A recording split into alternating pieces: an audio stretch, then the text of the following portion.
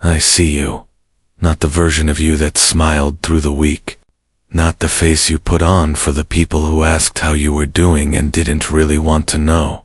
I see the one who sat quietly in a room this week and did the math again. The one who looked at numbers on a screen and felt something cold move through your chest. I see that one, and I want you to know, before another word passes between us, that I have not looked away. Not once. Not for a single moment of this season you have been walking through. Every calculation you have run in the middle of the night, I was already there before you opened your eyes. Every prayer you sent up that felt like it evaporated before it reached the ceiling, I caught every one of them. You pressed play today for a reason. Maybe someone shared this with you. Maybe something inside you, something quiet and deep and still, pulled you here without you fully knowing why. That pull, that was me. I have been trying to get your attention for a while now, and today I finally have it. So I want you to stop for just a moment. Wherever you are, in your car, in your bedroom, at a table with the bills still sitting there, I want you to take one breath, a real one, the kind that reaches all the way down. Because what I am about to say to you is not a phrase you will forget. It is not something to be heard and scrolled past. It is a word that I have been holding in my heart, waiting for exactly this day, exactly this moment, to release into your life. A financial blessing is already in motion, toward you, right now, as you listen, as you breathe. It is moving, and I want to tell you everything about it. But first, I need to stay here with you a little while. In the hard part, because you have been there a long time, and you deserve to have someone sit with you in it rather than just hand you something and move on. I know what this season has felt like. I know that there are numbers in your head that you did not ask to memorize, but you know by heart now. The balance, the amount due, the difference between what is coming in and what needs to go out. You know it without looking it up. It lives in you. It wakes you up at 3 in the morning and sits on your chest like something heavy and uninvited. I know you have opened your banking app and then closed it again without looking. Because sometimes not knowing feels more survivable than knowing. I know you have said the word fine more times this month than you can count. Fine to your coworkers. Fine to your family. Fine to the person who asked if everything was okay. And you nodded and changed the subject, and later, alone, you sat with the weight of how not fine everything actually is.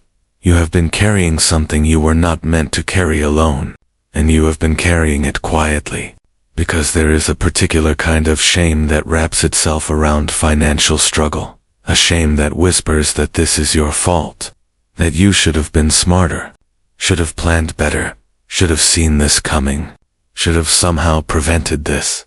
And I want to speak directly to that whisper right now and call it what it is: a lie, a specific, targeted, cruel lie, designed to isolate you at the exact moment you most need to reach out. That voice is not mine. My voice has never once spoken to you in condemnation. That was never me. I know you have watched people around you seem to have things fall into place. A promotion here, a business that took off there, a house purchased, a vacation posted, and you have tried. I have seen you try, not to feel the ache of comparison, but sometimes it crept in anyway. And then you felt guilty for feeling it, and then you felt guilty about the guilt. You have been carrying a great deal. I know you have prayed for breakthrough. Not once, not twice. Many times. You have asked me for provision, and then waited. And the waiting stretched, and there were moments, I know, I was there, when you wondered if I heard you at all, if I was paying attention, if you somehow missed the moment I was trying to reach you, or if your prayers were too small or too flawed, or if there was something disqualifying about you that meant the blessing would come to everyone else and simply pass you by, my child. That thought broke my heart. Every time it passed through your mind, I was right there, and I want you to know, it was never true. Not for 1 second. You have not been passed by. You have been prepared, and there is a difference that I need to explain to you, a difference that will change the way you see everything that has happened in this season. if you will let it. But I need you to hear the rest of what I have to say first, because you need to understand what has actually been going on behind what you could see. There is something about silence that looks from the inside exactly like absence. When a room goes quiet, and you cannot hear anything, and nothing appears to be moving, the untrained eye reads it as emptiness, as abandonment, as the absence of activity. But I want to ask you something. Have you ever watched a field in winter? Have you ever looked out at ground that is hard and pale and still and thought, nothing is happening here? And then spring came, and from that same ground, that cold, silent, seemingly empty ground, everything erupted, green and alive and unstoppable. Was nothing happening in winter? No, everything was happening. Underground, invisible, unseen, but real. More real, in some ways, than the visible eruption of spring, because it was the preparation that made the eruption possible. That is what has been happening in your life. Underneath the surface of this painful, quiet, difficult season, things have been moving. Roots have been going deeper. Foundations have been reinforced that you will need to hold the weight of what I am about to give you. Connections have been forming that are not yet visible. Doors have been unlocking from the inside. I need you to understand something about the way I work. I do not simply hand things to people without preparing them first. Not because I am withholding. I am the God who owns the cattle on 1,000 hills. And what belongs to me I give freely to my children, but because I love you too much to give you something you are not yet equipped to steward. A breakthrough handed to an unprepared heart can be undone in a season. But a breakthrough that arrives after preparation, that one takes root. That one lasts. And you have been in preparation. The patience you have built in this season, that is a muscle. The faith you have chosen, on the days when faith felt like the most irrational possible option, that is a foundation. The character that has been quietly forged in the crucible of this waiting, that is what I will build upon. I have not been absent. I have been working, relentlessly, on your behalf, in ways you could not see, and in rooms you could not enter, setting things in place, moving pieces, speaking to people whose names you do not yet know, preparing moments you have not yet arrived at. The shift is coming, not eventually, not one day, someday, maybe, if things work out. I am telling you, it is already in motion. The blessing is already flowing. It is already headed toward you. You are not waiting for something to begin. You are simply waiting to arrive at the place where you can see what has already been set in motion. The distance between where you are and where it is, that distance is closing. Right now, as you listen, I want to tell you about a woman. I remember. She had 2 sons and a husband who had died and left behind nothing but debt and memory. Her name was the widow of the prophets. That is how the record names her. And she came to my servant Elisha, one morning, not with a wish, but with a terror. The creditors were coming, not later, soon. And when they came, they had the legal right to take what she had left, her sons, to be taken into service, into bondage, to repay what she owed. She had nothing. She said it herself. There is nothing in the house, nothing at all, except a small jar of oil. 1 jar, a little oil, in a house full of debt and dread, and 2 boys watching their mother's face to see how afraid they should be. And what did my servant say to her? He did not tell her to look for work. He did not lecture her about planning or budgeting or what she should have done differently. He asked her one question. He said, "What do you have?" Not, "What do you wish you had?" Not, "What did you used to have?" Not, "What do other people have that you don't?" What do you have, right now, in your hand, in your house? 1 jar of oil. That was the answer. And from that answer, everything that followed was built. He told her to gather jars. Not 1 or 2, not a few as a backup plan. He told her to gather as many as she could find, from neighbors, from family, from anyone who would lend them. And she did. She and her sons went through the neighborhood asking for empty vessels. And I want you to imagine that for a moment, because it was not a dignified errand. It was an act of radical, obedient, vulnerable faith. She knocked on doors and said, "Can I borrow your jar? I need your empty containers." And she carried them home one by one. Then she went inside. The door was shut, and she began to pour from that one small jar into the first empty vessel, and it filled. She moved to the next one. It filled, and the next, and the next. The oil kept coming, impossible, unending, multiplied beyond any natural explanation, until she reached for one more jar, and her son said, "There are no more jars." And the oil stopped. Did you hear that? The oil stopped when the jars ran out, not because the source had dried up, not because she had somehow failed or made a mistake or ran out of favor. The oil stopped because the containers ran out. The only limiting factor in that miracle was the capacity she prepared to receive it. I have been watching you, and I have seen how you have prepared, how you have kept going when you wanted to stop, how you have continued in faithfulness in small things while waiting for large things, how you have held on to me with both hands even when your grip felt weak. You have been gathering jars. You may not have known that was what you were doing, but I did.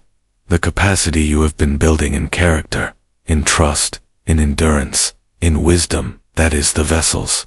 And now, beloved, the oil is about to flow. The widow sold the oil. She paid the debt that was consuming her. She had enough for herself and her sons, enough to live on beyond what she owed. One small jar became liberation, became provision, became future. I did that then, and I am the same God now. I have not changed. I have not grown less generous, or less powerful, or less personally invested in the lives of my children. What I did for her, I am doing for you. I need you to lean in close now, because this is what I came to say. This is the word I have been holding, and I am releasing it over your life right now, on this day. At this moment, a financial blessing is flowing toward you, not a trick, not a false hope, not a vague, general, one-day me, a specific, targeted, deliberate, divinely orchestrated financial blessing, moving toward your life right now with the same certainty with which the sun is moving across the sky and the earth is turning beneath your feet. It is real. It is coming, and it has your name on it.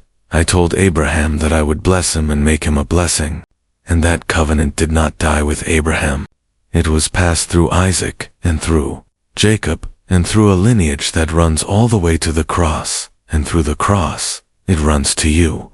You have been grafted in. You are an heir. What was promised to my children is promised to you. I told you in the book of Malachi that I would open the windows of heaven and pour out a blessing so large that there would not be room enough to contain it. That was not a metaphor for feeling good.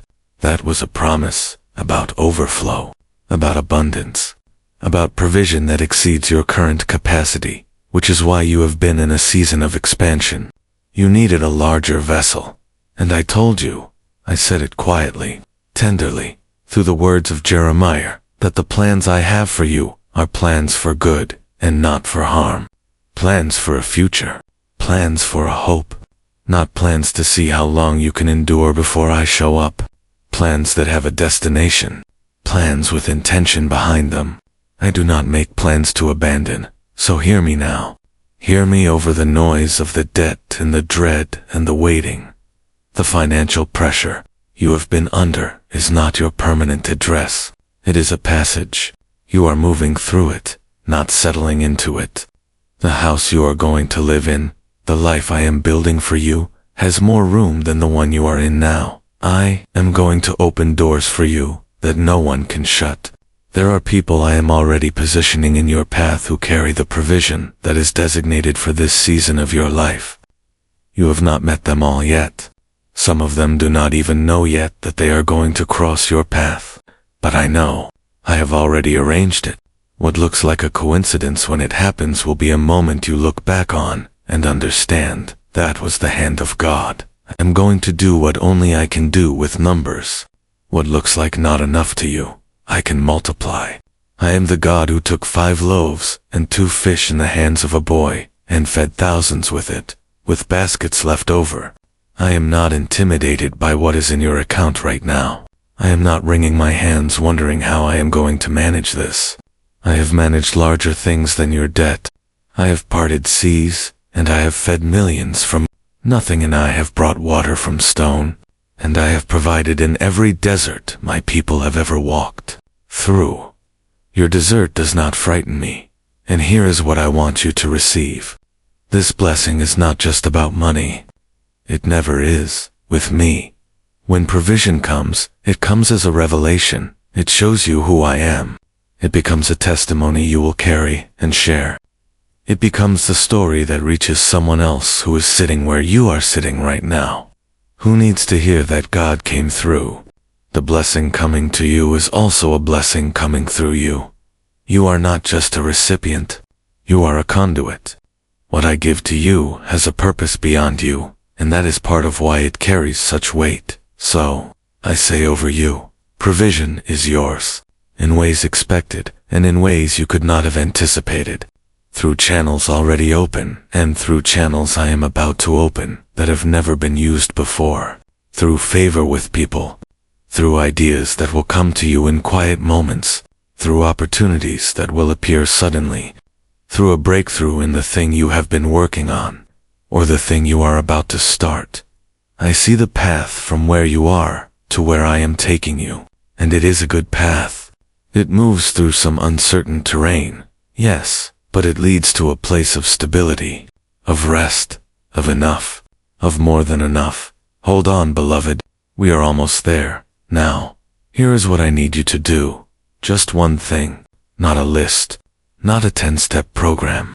One thing, release it. I need you to open your hands. Really open them, right now if you can, literally, or in your spirit.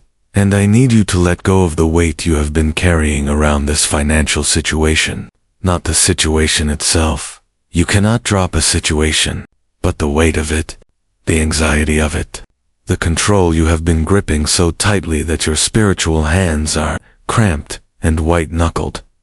There is a difference between taking wise and responsible action, which I ask of you, which I bless, and the grinding, sleepless, anxious striving that has been stealing your peace and your sleep and your ability to be present in your own life.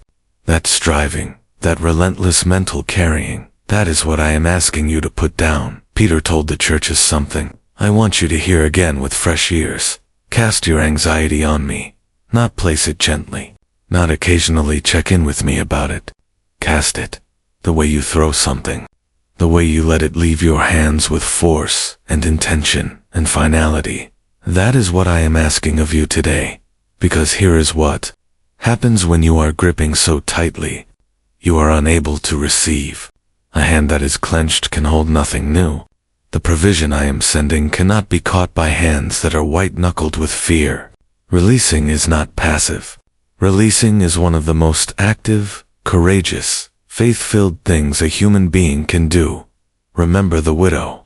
She could have held on to that one jar of oil and said, "This is all I have, and I cannot risk it." She could have not gone to the neighbors.